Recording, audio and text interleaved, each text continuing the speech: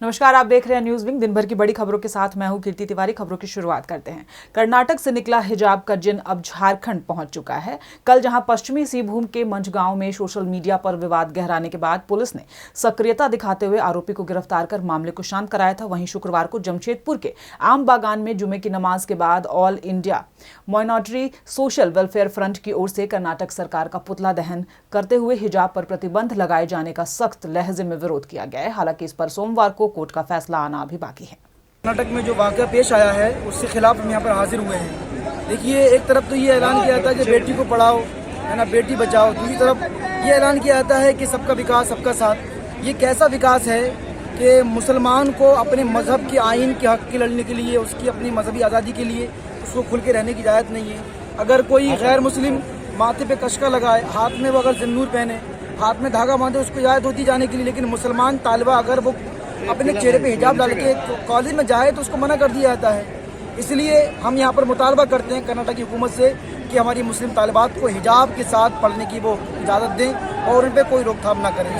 वहीं राजधानी रांची के मोरहाबादी मैदान में बीते दिनों हुए गैंगवार को देखते हुए रांची के उपायुक्त छवि रंजन ने पूरे शहर के दुकानों, प्रतिष्ठानों, मॉल समेत अन्य संस्थानों में हाई डेफिनेशन सीसीटीवी कैमरा लगाने के निर्देश जारी किए हैं। यह निर्देश राजधानी में बढ़ते अपराध पर नियंत्रण करने के दृष्टिकोण से जारी किया गया है, जिसको लेकर रांची के उपायुक्त छवि रंजन की अध्यक्षता में Jharkhand chamber of commerce, petrol pump association, jewellery association की एक बैठक आयोजित की गई, जिसमें एसोसिएशन के अधिकारियों ने मामले से जुड़ी समस्याओं को रखा। देखिए, आज ये एक पहला मीटिंग हम लोगों ने किया है।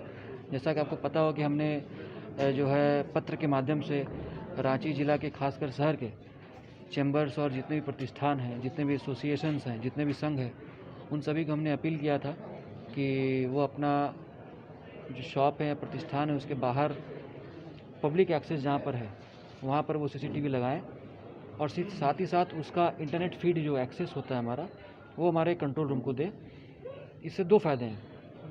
पहला तो ये कि कोई अगर वहाँ पर अगर कोई किसी तरह कोई काम, अगर कोई क्राइम करना चाह रहा है, कोई बर्गलरी करना चाहता है, कोई चोरी करना चाहता है या डकैती करना चाहता है, तो वैसे क्राइम को हम लोग यहाँ पे क्राइम कंट्रोल रूम से हम उसको देख कर उसको प्रिवेंट कर सकते हैं। और अगर ऑफेंस हो जाते हैं तो हम लोगों को उसको डिटेक्ट करने में और इन्वेस्टिगेट करने में भी आसानी मिलती है। बात करेंगे लोहरदगा की। लोहरदगा जिला मुख्यालय के समक्ष योगी सेना ने धरना प्रदर्शन करते हुए हजारीबाग में हुए हत्याकांड के दोषियों को फांसी की सजा देने की मांग की है। सरस्वती पूजा के विसर्जन के दौरान दीपक पांडे के जघन्य हत्याकांड पर सरकार की चुप्पी पर भी सवाल उठाया गया है। लोहरदगा जिला के विभिन्न सनातन धर्म के लोगों ने कैंडल मार्च निकालकर आक्रोश व्यक्त किया। झारखंड सरकार में मॉब लिंचिंग कानून के बनने के बाद भी घटना लगातार बढ़ रही है। लोगों में कानून का खौफ नहीं है। योगी सेना ने हत्याकांड में शामिल दोषियों को फांसी की सजा देने की मांग की है।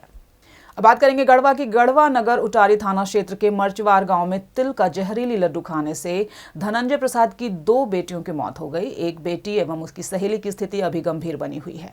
दोनों को इलाज के लिए गढ़वा सदर अस्पताल में भर्ती किया गया है। घटना के संबंध में मृतका के बड़े चाचा विनोद प्रसाद ने बताया कि उसकी चाची सरिता कुंवर कस्तूरबा में रसोई का काम करती है। वहां से आने के दौरान अधौरा रोड में वीरेंद्र सिंह के घर के पास एक थैली में चूड़ा, टमाटर, तिल का लड्डू बांधा हुआ उसे मिला था। उसे उठाकर वह अपने घर ले आई। इसके बाद अनुष्का कुमारी और रीमा कुमारी व हर्षिता कुमारी को खाने के लिए दे दिया। लड्डू खाने के बाद अनुष्का कुमारी एवं रीना कुमारी स्कूल चली गई, जहां अपनी सहेली रिया कुमारी को भी रीमा ने उस लड्डू को खाने को दे दिया, जिसके बाद यह पूरी घटना घटी।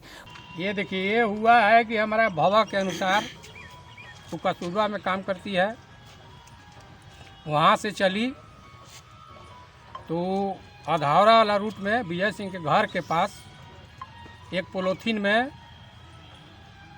था, वो उठाई तो उसमें था धनिया के पत्ता, टमाटर और लड्डू। तो सोची किसी का गिरा हुआ उठा ली। हर दिन के भांति मान लिया उसके यहाँ बच्चा है, खइबे करता है, रोज़ जीबे करता है, तो हर दिन के बाद ही गया तो ले गया था कि एक लड़की गई थी पढ़ने जो उससे बड़ी है, तो पढ़ने गई थी तो वहाँ जो स्कूले पर वो बेहोश हो गई। तो जो स्कूल के दाई है वो जो उठा के हमारा घर पर लेकर आई, तो उसका जो है मुंह से जो है कि गांज फेंक रहा था। ठीक है, तो हम देखे कि इसको मने स्थिति है ख़राब, तो हम अपने छोट भाई के पास फ़ोन किए, नगर रहता है, कि छोटका भाई के जो है लड़की के ज़्यादा सीरियस है, दिनों के हो तुम गाड़ी लेके आओ मोटरसाइकिल। वो मोटरसाइकिल लेकर आया यहाँ और तुरंत लेकर गया हॉस्पिटल में। अब पीछे से हम गए, वहाँ गए तो जो भी होना है हुआ, और वहाँ से रेफर हो गया हमारा घर। अच्छा। और जो है कि रास्ते में दोनों यहाँ पहुँचते पहुँचते दो लोग। कांग्रेस प्रदेश अध्यक्ष राजेश ठाकुर ने मधुबन पारसनाथ में चिंतन शिविर स्थल का निरीक्षण किया। साथ में कार्यकारी अध्यक्ष सह मांडर विधायक बंधु तिर्की, पूर्व कार्यकारी अध्यक्ष मानस सिन्हा, संजय लाल पासवान, सोशल मीडिया समन्वयक गजेंद्र सिंह, गिरिडीह जिला अध्यक्ष नरेश वर्मा, उपेंद्र सिंह, सतीश केडिया, अजय सिन्हा सहित कई कांग्रेसी नेता वहां मौजूद रहे। वहीं दूसरी ओर अखिल भारतीय विद्यार्थी परिषद ने राजधानी रांची के शहीद अल्बर्ट एक्का चौक पर बीते दिनों हजारीबाग के बरही में विसर्जन जुलूस के दौरान हुए रुपेश पांडे की हत्या का विरोध जताया। इस दौरान विरोध प्रदर्शन में शामिल लोगों ने इस घटना में शामिल सभी आरोपियों की जल्द से जल्द गिरफ्तारी और दोषियों के खिलाफ कड़ी कार्रवाई की मांग की है। देखिए, बरही की जो घटना है वो जिस प्रकार से हेमंत सोरेन की सरकार का चेहरा दिखाने का काम करती है, जिस प्रकार से एक 17 वर्ष के नाबालिग युवक की सरेआम हत्या कर दी जाती है पीट कर, ये कहीं ना कहीं ये दर्शाता है कि आज भी लोग असुरक्षित हैं। एवं जिस प्रकार से विशेष समुदाय के लोगों द्वारा हिंदू बालक को टारगेट करके इस प्रकार का घटना किया गया है, इसका हम कड़ी शब्दों में विरोध करते हैं और विद्यार्थी परिषद सरकार से ये डिमांड करती है कि जल्द से जल्द उन लोगों की गिरफ्तारी सुनिश्चित की जाए और कठोर से कठोर कार्रवाई उन लोगों को दी जाए। तो इस बुलेटिन में फिलहाल इतना ही। खबरों पर अपनी अपडेट और नजर बनाए रखने के लिए देखते रहिए news wing TV. Giridih is a small place, and we have like very less facilities in terms of education and this kind of infrastructure. It came to our mind that basically there should be good opportunities for the students of Giridih, those who are leaving the town and going outside for studies, their higher studies and their education.